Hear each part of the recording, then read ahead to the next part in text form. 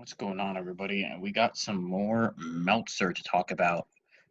This is basically Meltzer's thing on the Will Ospreay Pollyanna situation, which I had no confidence he would do well.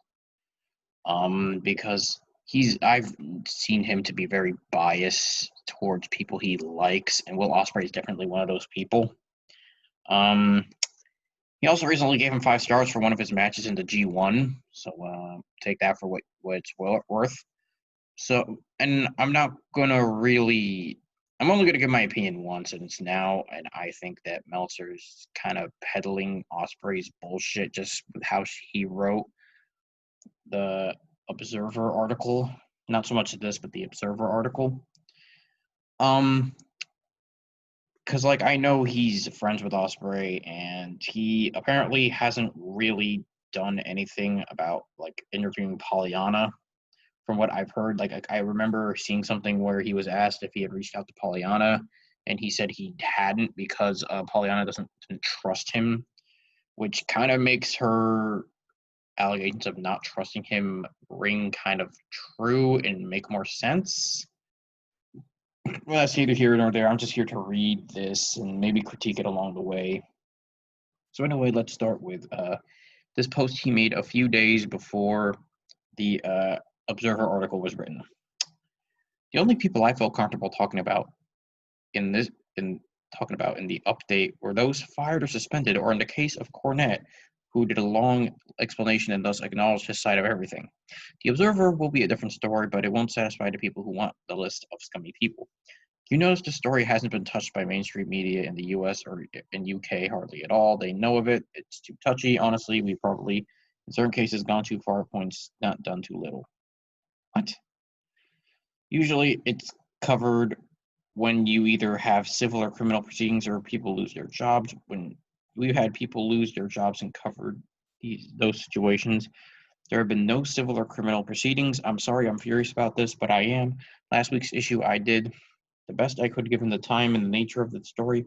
I will try and do the same this week. In between is not about to be able to cover that doesn't sound right the story, and there isn't the time or space to discuss everything. I'm sorry, my real work comes out once a week, and even with that, there are both time and space limitations. I think the show with Garrett and Mo talking about that big picture, systematic issues, is far more important than that. I don't know what this thing's blocking it. Seems pretty. I'm kind of confused what he said here, honestly. Like, I don't know. Like, I mean, basically, he's just saying like he'll give a more detailed thing about the Osprey situation once more details have happened and he has more time to really go into it.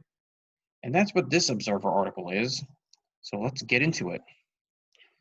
It starts with Ospreay. The charge is that he attempted to blacklist a woman wrestler named Pollyanna, who had claimed to have been sexually assaulted by one of Ospreay's closest friends. He doesn't name the friend. I honestly can't remember his name off the top of my head either. I'm sorry about that.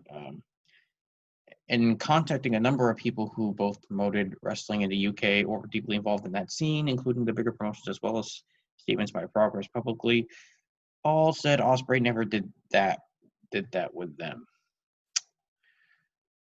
Well, I think Progress had a lot of their own issues to talk about. So are they really going to be like the best sources of information when it comes to that stuff? And also, what other promotions are you talking about? Like, you can have given at least a couple of examples so people can confirm it, you know? Also, Ospreay never did that with them. There was a promotion called the IWL, International Wrestling League, I'm assuming is that acronym, where the promoter claimed he did, blaming Ospreay for the fact that he got a call from a venue that he had booked that told him not to use her and to save his show had to cancel her appearance. There was a paper trail that the venue did contact him saying not to use her because they had gotten word that others who were on the show citing women wrestlers would be upset about it, and he acquiesced. Isn't the paper trail about money? Maybe he could have used a different phrase, but paper trail's about money, right? None of that has to do with money. It's weird. And then the venue changed its tune and said he could put her back on the show, and the promoter made the call that he'd already canceled her. It also listed a name who originally complained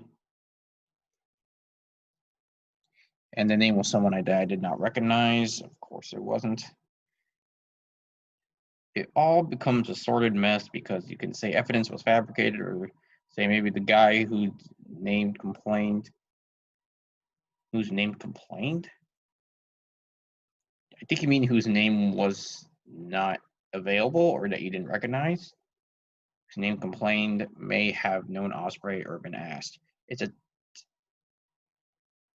a terrible situation because any investigating the story is categorized as trying to sully the name of a sexual assault victim.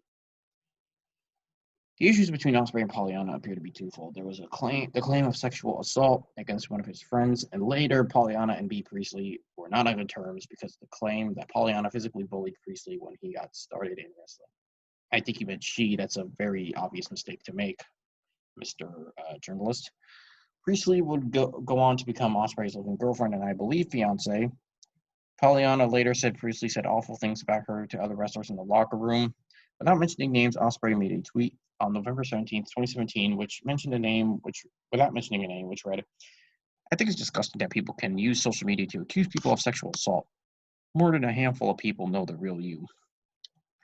Trying to use your position to isolate and assault someone is pathetic. Ospreay immediately came under fire for it, deleted it, and the next day apologized, saying, I cannot express how sorry I am that I may have turned people into thinking I'm so careless about this subject. I care way too much. That's hilarious. I care way too much about my fans and the victims. I really hope you guys can forgive me and will happily listen to any suggestions that make this right again. This past week, he wrote, Here's a statement regarding my deleted tweet from 3 years ago. More importantly, my apology to Pollyanna. It wasn't really an apology. It was more like I'm the good guy here. You're the bad guy. Is basically what it was. It wasn't really an apology. If there's anything I can do, if there's anything more I can do, please reach out and keep speaking out. Please know I haven't committed any crime and I'm one of the good guys. I'm just severely uneducated. I'm so excited that I got his full apology, and I'm going to tear it apart when I get the chance to, because that apology is on Christian Weston Chandler levels of bullshit. And then Pollyanna responded, you are not sorry. You did blacklist me when I first messaged you. When I first messaged your friends and missus, you then told. Oh, sorry about that. You then told everyone I had lied about us sleeping together. I know I have sources from so many people telling me B would be saying awful things about me in a locker room. And that is that. I mean, my take here, like I said here, my take is that honestly, I think Meltzer's kind of taking Ospreay's side in this, just from what he says in the first and second pages. I don't know. I just get that feeling, especially with this first page, because he talks about there was a paper trail from the venue, but he doesn't bother to go into it. And then there's like, I contacted all these promotions in the UK and we're deeply involved in the scene. I'm just not going to give out their names aside from Progress. And Progress isn't really trustworthy given their track record of people. So I'm just saying this doesn't really ring with the best of intentions. And I can kind of see why Pollyanna didn't really want to talk to Meltzer. But what do you guys think? Let me know in the comments below. And don't forget to share, like, and subscribe.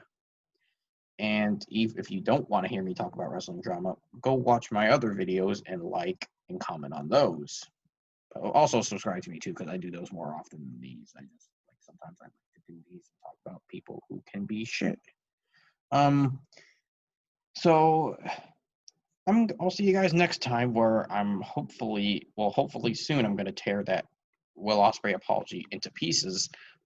But until then, stay beautiful, because I'm certainly not going to do that for you.